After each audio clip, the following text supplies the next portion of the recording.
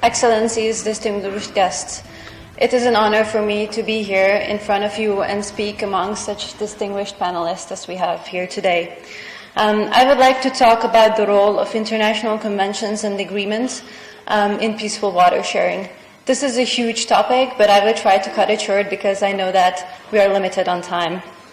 I will highlight the basic ideas and concepts of international water law to shed light to why I believe it is of utmost importance that countries accede to international water conventions and enter into regional agreements in order to govern their water management practices. I will argue that conventions and agreements are instrumental to promoting peaceful water sharing through cooperation, as they provide a calculative framework for interaction. First of all, let me highlight a few key aspects of water. As you all know, it is a resource that is essential to life. Life does not exist without water. For instance, our bodies consist of about 60% of it. Therefore, we need to hydrate, and if water is not accessible, then there's no prospect for us on this earth. Therefore, it is safe to say that access to water, drinking water, is a basic human right. The right to drinking water plays an increasingly important role in the international legal order. Among the most recent recognitions, an independent expert on the right to water and sanitation was appointed by the Human Rights Council in 2008, and the resolution recognizing the right to water and sanitation was adopted by the UN General Assembly in 2010.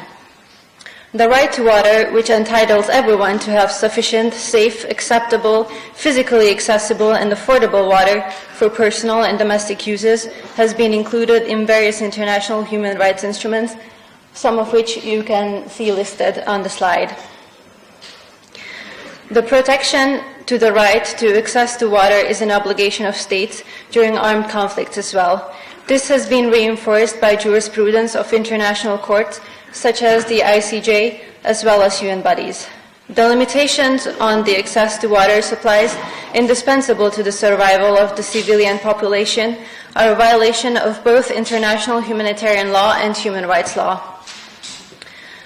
So this is a vital source, which is also limited in quantity on the face of the earth. Water is finite. There are some 1,400 million cubic kilometers on the earth and circulating through the hydrological cycle. Nearly all of this is salt water, and most of the rest is frozen or underground.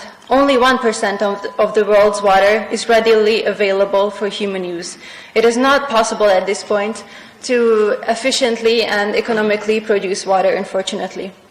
It is true that more drinking water can be extracted from seawater by desalination, which unfortunately at this point of time is also a relatively expensive process. Therefore, it is not preferred. The next point is that, unfortunately,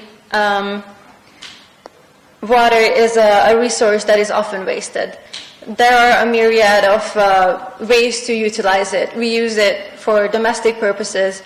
We use it for environmental activities, for recreation, for industrial purposes, as well as agriculture. As I said, it is often wasted. People are not very good at conserving it or using it as responsibly as we should be using it. And it is important to note as well that the exploitation of water reserves is increasing because there is an increase in industrial and power generation uses.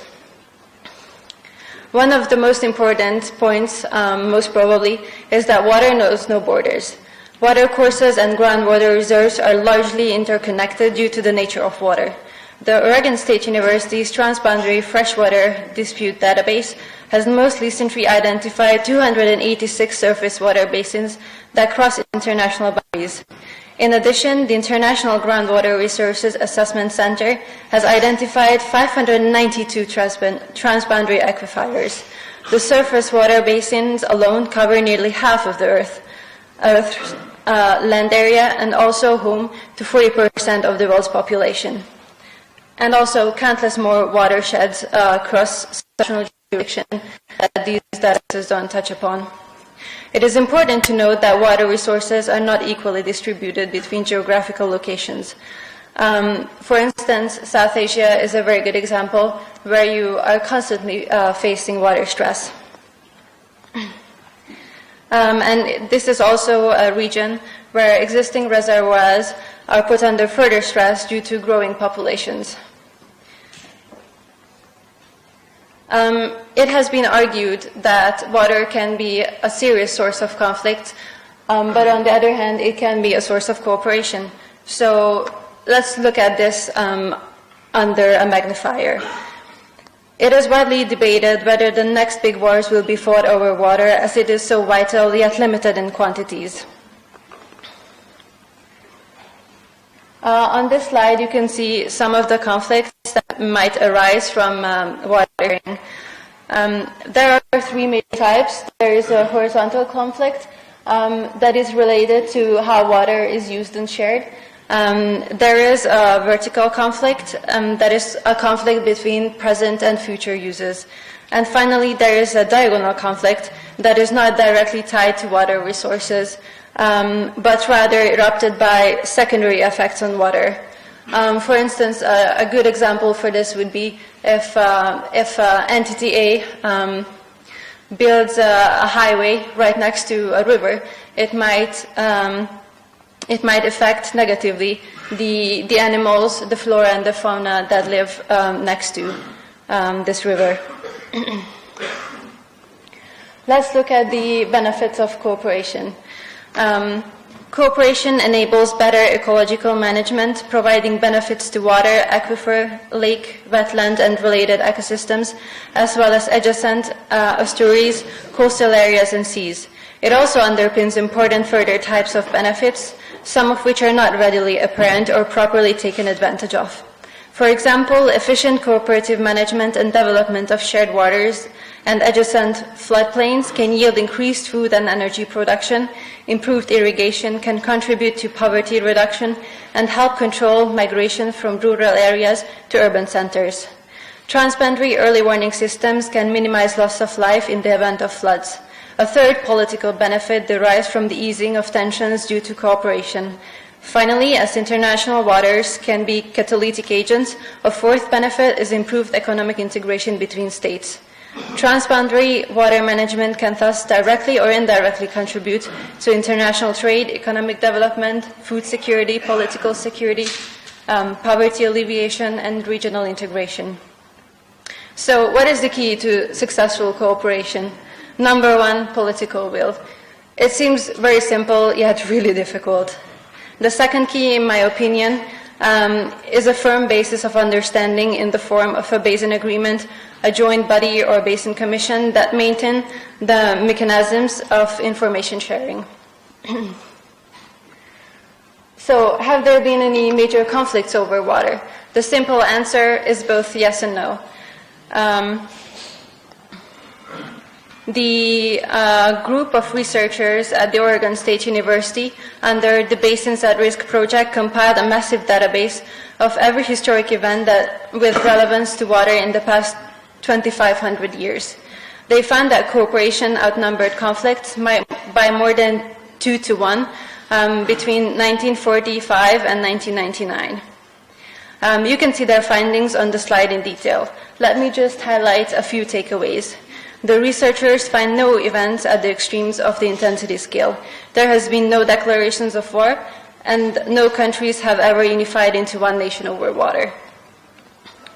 International freshwater treaties, which are the most cooperative events in the dataset, cover a wide range of issues with an emphasis on water quality and quantity, hydropower, joint management, and economic development. The most extremely conflictive events in the database are extensive military acts concerning quantity and infrastructure exclusively to two closely related areas.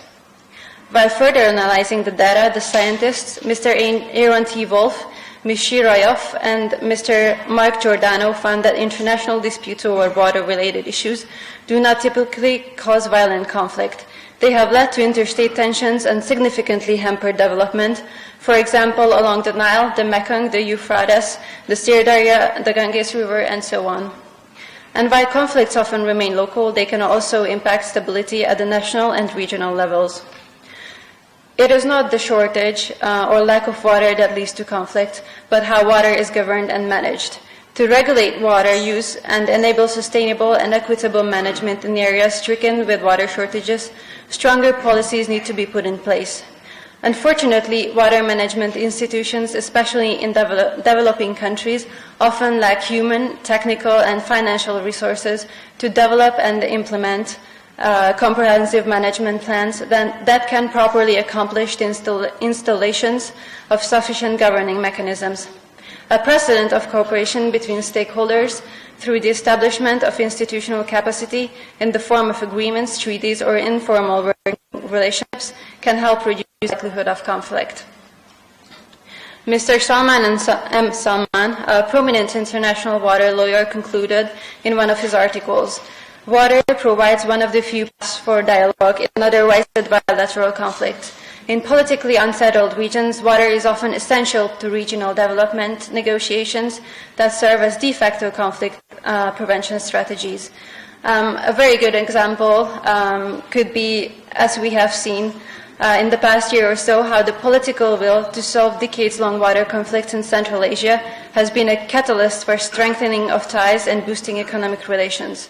Although Uzbekistan, Tajikistan, and Kyrgyzstan are not completely out of the bush yet, things are looking up.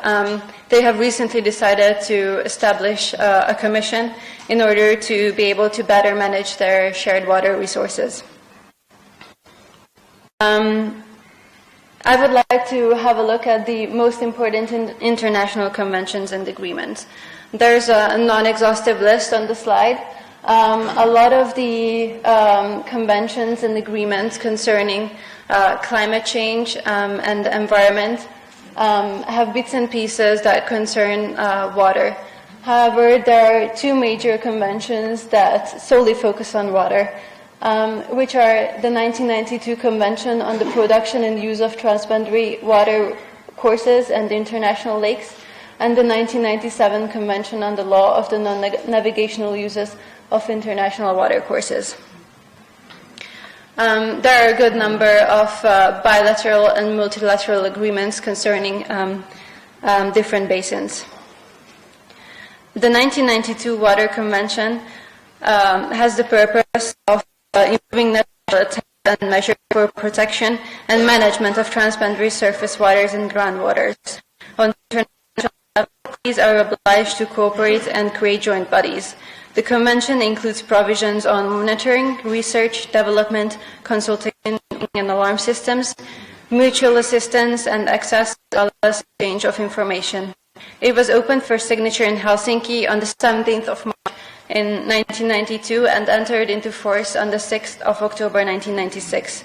As of October 2018, it has been ratified by 43 parties, which includes 42 states and the European Union. The 1997 Convention on the Law of the Non-Navigational Uses of International Water Courses, or for short, the UN Water Courses Convention, was adopted by the United Nations in 1997, pertaining to the uses and conservation of all waters that cross international boundaries, including both surface and groundwater.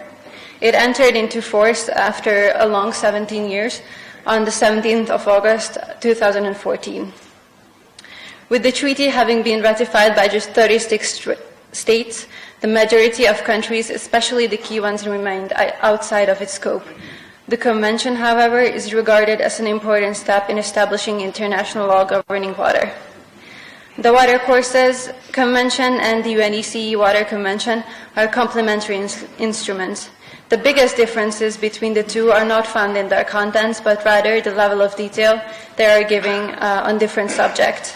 The two conventions are viewed to be complementary and not contradictory. Therefore, I would like to talk about the basic principles laid down in both conventions in one go. The basic governing principle under the conventions are equitable and reasonable utilization and the obligation not to cause significant harm. Furthermore, co-riparians are encouraged to cooperate. So let's see what these principles mean.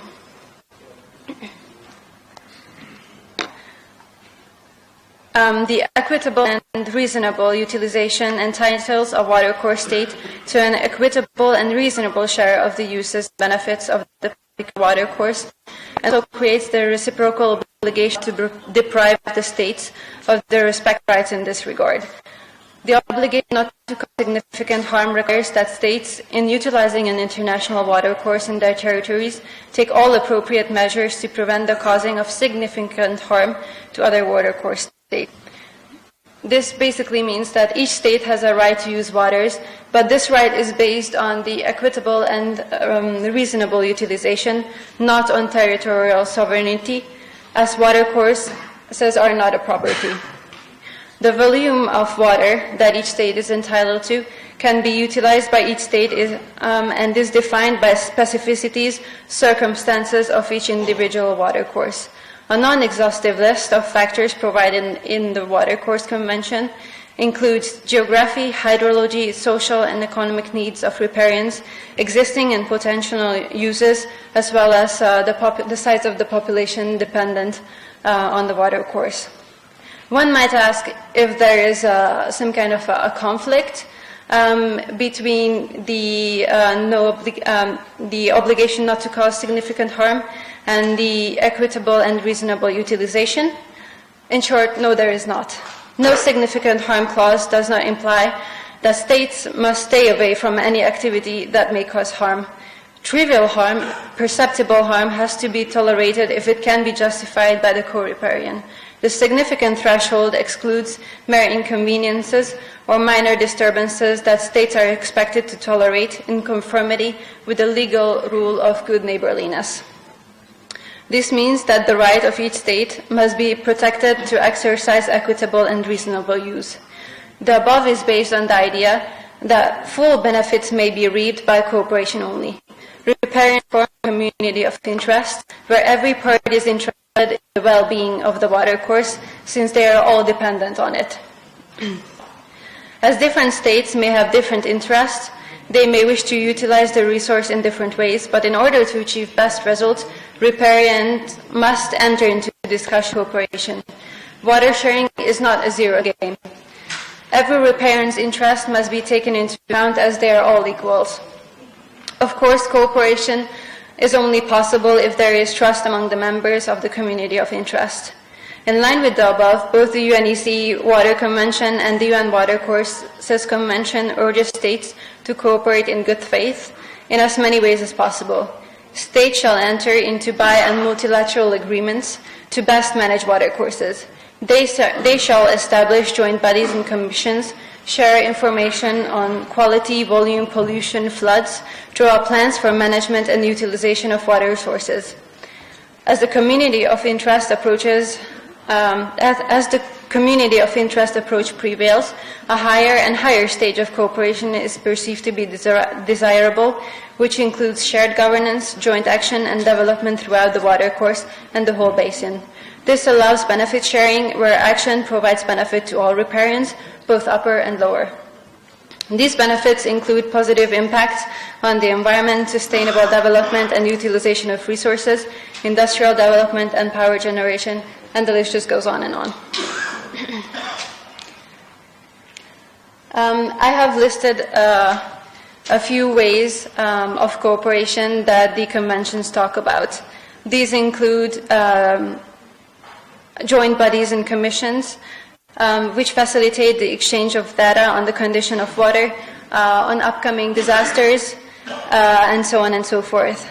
The riparians are supposed to notify about planned measures and create an environmental impact assessment. Riparians are also encouraged to take joint measures in order to protect and preserve the ecosystem, reduce and control pollution, create standards, harmonize policies, and consult on different measures. So